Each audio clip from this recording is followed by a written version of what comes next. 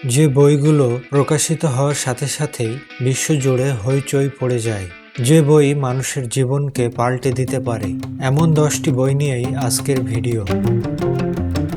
পৃথিবীতে বিভিন্ন দেশের ভিন্ন ভিন্ন মানুষের জীবন সংগ্রাম এবং সামাজিকতা সম্পর্কে জানতে একজন মানুষের এই 10টি বই জীবনে একবার হলেও পড়া উচিত। না পড়লে হয়তো মানুষের জীবনের অনেক কিছুই অজানা থেকে যাবে। তালিকার প্রথম বই the old man and the sea. এটি আমেরিকান লেখক আর্নেস্ট হেমিংওয়ের একটি উপন্যাস। উপন্যাসটি একজন বৃদ্ধের সামুদ্রিক মার্লিন মাছ শিকারের গল্প। উপন্যাসের মাধ্যমে লেখক মানুষের জীবনযাপনে পৃথিবীর নিষ্ঠুর বাস্তব দিকগুলোকে তুলে ধরেছেন। উপন্যাসটি পড়লে আপনি বুঝবেন, মানুষ জীবনে অনেক কিছু পেয়েও ভাগ্যের কারণে সেটা অনেক সময় ধরে রাখতে পারে না। তালিকায় দ্বিতীয় নম্বরে থাকা বইটির নাম নিঃসঙ্গতার 100 বছর।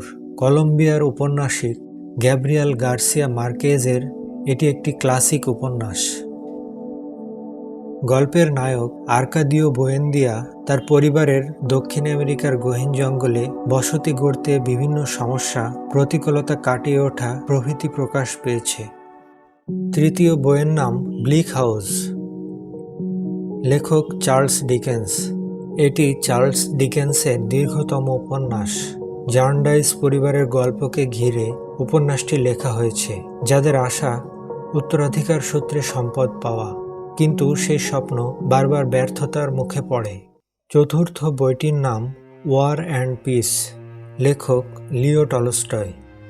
রাশিয়ার লেখক লিও টলস্টয়ের লেখা এই মহাকাব্যটি নেপোলিয়ন যুগকে কেন্দ্র করে লেখা। যুদ্ধক্ষেত্র এবং হোম ফ্রন্টের মধ্যে তিনটি কুখ্যাত চরিত্রকে ঘিরে গল্প এগিয়ে যায়।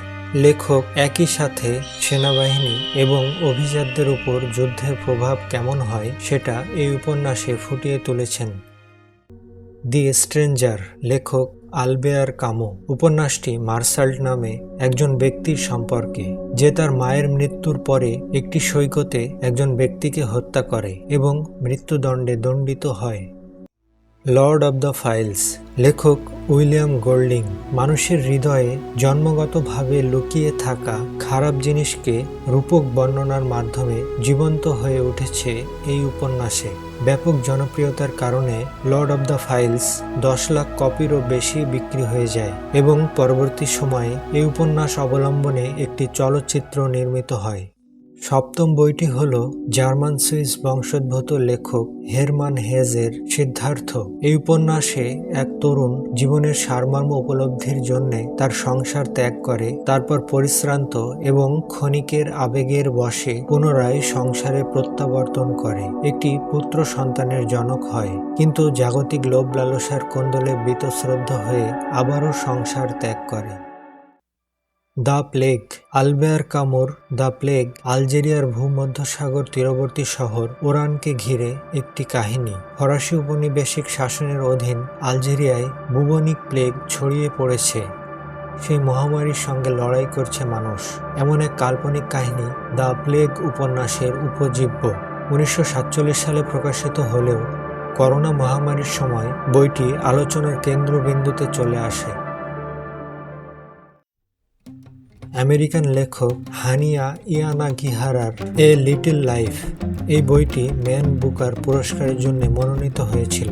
উপন্যাসটি গড়ে উঠেছে 4 বন্ধুর জীবনের গল্পকে ঘিরে। কলেজ থেকে স্নাতক শেষ করে তারা অনেক বড় স্বপ্ন নিয়ে নিউ ইয়র্ক সিটিতে যায়। সেখানে তাদের পেশাগত জীবনের বিভিন্ন বিষয় উপন্যাসটিতে ফুটে উঠেছে। তালিকায় 10ম এবং শেষ বইটি হল মিডল মার্চ। একটি কাল্পনিক শহরের বিভিন্ন শ্রেণীর মানুষের জীবন নিয়ে উপন্যাস।